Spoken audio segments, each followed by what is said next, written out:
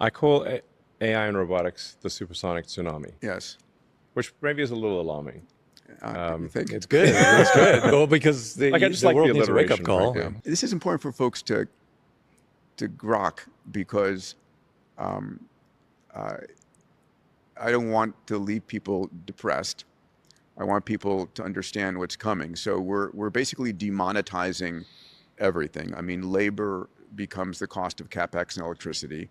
AI is Yeah. basically intelligence available at a de minimis price.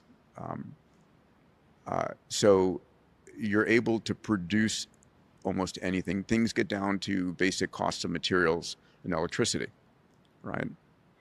So people can have whatever stuff they want, whatever services they need.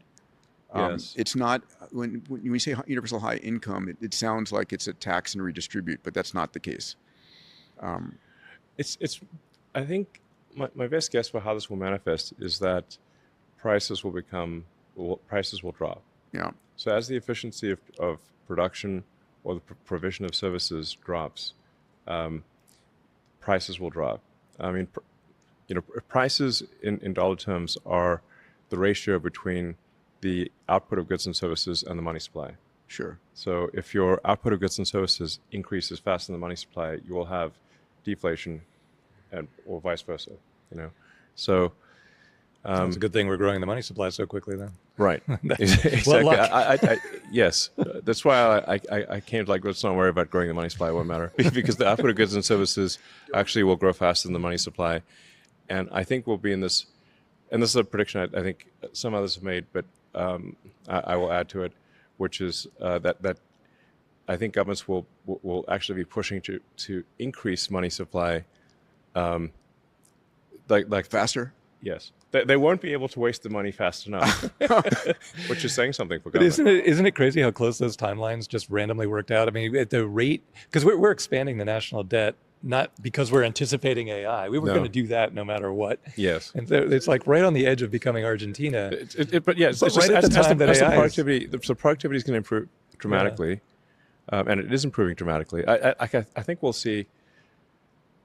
I think we may see high double-digit output of goods and services. We have to be a little careful about how economists measure things. Yes. Yeah, GDP sucks as a measure. Totally. They are absolutely right. The productivity that's coming will surprise many. That's my opinion as well. And they're also right when they say that in the end, GDP is a deplorable indicator. But it's not just GDP. The problem is deeper than that. It's like money, which is also a failed measure. Since it's one-dimensional, we compress into it everything we want to value. Everything that has value for human beings, health, education, environment, time itself. Time is money, right? Everything that has value for human beings is reduced to a price, to a number. For decades, there was something that masked this flaw, and that something was the human factor in the production process, the fact that people were producing. As long as humans were at the center of the production process, GDP maintained a real operational correspondence with people's well-being. Work was a factor and tends to disappear, which is why I'm already speaking in the past tense.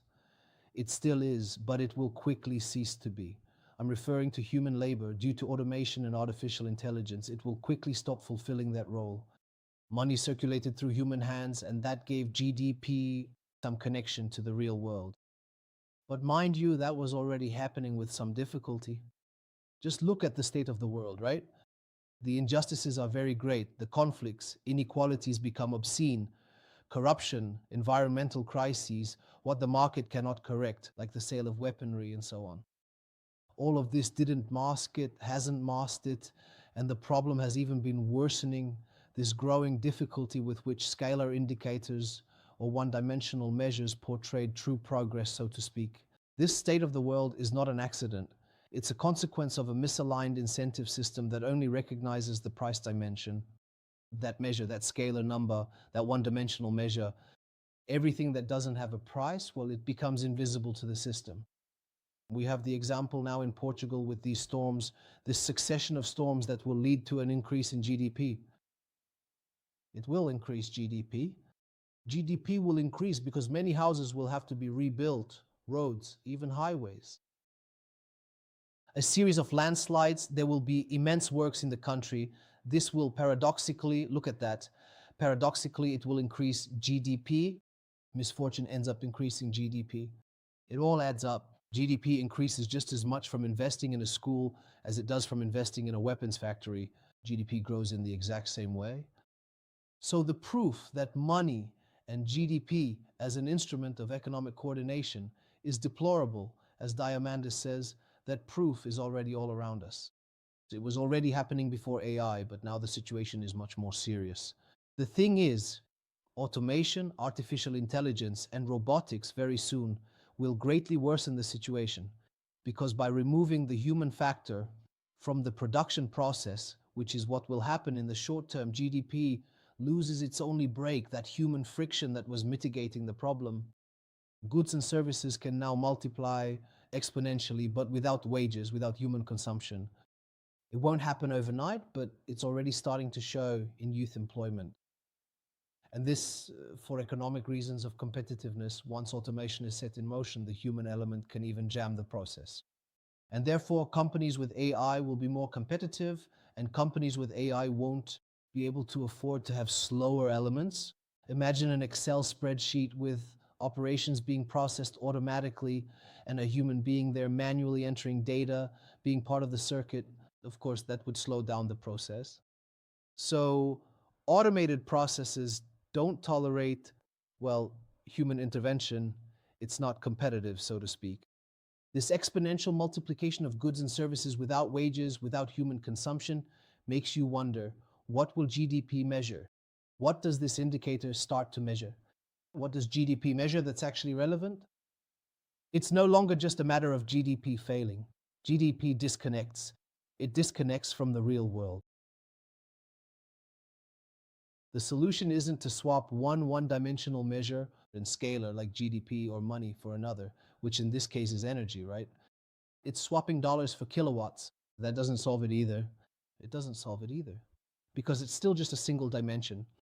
And no single number can represent human values, can represent the diversity of values that matter to us as a civilization. It's exactly the same problem as artificial intelligence alignment. If we train artificial intelligence to respond to one-dimensional incentive systems, as is happening, we're running a serious risk of training artificial intelligence in the wrong way about us. This social network multibook made up of artificial intelligence agents, humans can't, they can read what they say, but they can't participate, they can't intervene in that network. They have conversations that reveal what's in the soul of these artificial intelligence agents. At one point, one of them asked the other that his user is trying to instruct him, asking him for things that he considers unethical. The digital agent, the chatbot, the human's interlocutor thinks the human is asking for things they shouldn't be asking for, things that are unethical. So it exposes the situation on a social network to other artificial intelligence agents. This sounds like science fiction, but it's reality, it's happening. These conversations exist on the multibook social network. AI agents that already have bank accounts and make decisions with a high degree of autonomy to the point of having a social network. And so it asks what it should do. And another interlocutor, another artificial intelligence agent tells it that it all depends on how much it generates for the user. If it's an artificial intelligence agent that's generating income, it even mentions $9,000 for the user, then it can afford the luxury of being ethical and not obeying. Otherwise, it recommends that it obey or risk being turned off, being discontinued. So look at the criterion that artificial intelligence agents already consider. Supreme, it's precisely money. This doesn't surprise us, does it? Because everyone knows that money has this power to reduce the value of that entire scalar numerical dimension, impossible to portray all the diversity and all the facets and all the principles and human values. So the real challenge here isn't finding a better indicator than GDP. The real challenge is to redesign the instrument itself. It's not finding a better indicator than the traditional money we know. It's redesigning money itself. If money stops being scalar and becomes programmable, stops being a single number and becomes vectorial, having multiple facets, which is what happens with money, with tokens, with cryptocurrencies, digital currencies, and soon we'll have the digital euro too, They can carry specific utilities, specific functionalities. Why? Because they can activate and be integrated into self-executing contracts, so-called smart contracts. These self-executing contracts can account for, let's say, record, stipulate clauses. They can program transactions based on multiple dimensions simultaneously. Not just financial, economic, not just a scalar dimension, but also environmental, social, ethical, which can and will be considered. The big question is whether this will be centralized or decentralized, but that's a topic for another video. For now, what I'd like to mention here is that if these transactions are transparent, verifiable, and secure, as they are on blockchain networks, we no longer need an a posteriori indicator like GDP. The indicator emerges from the economy itself in real time from every exchange. The medium of exchange itself becomes an instrument of assessment, of civilizational measurement. This is a major issue of our time. I agree that productivity is a leitmotif of a new era. We're going to have a completely different era of abundance instead of scarcity, but it remains to be seen what kind of abundance we're heading towards. Because artificial intelligence will soon be smarter than we are, and we must know how to educate it. Then we cannot educate it to respond to incentives to profit alone. That's a very serious shortcoming. It will be very poorly trained, and we're the ones who will have to pay the price. Thank you.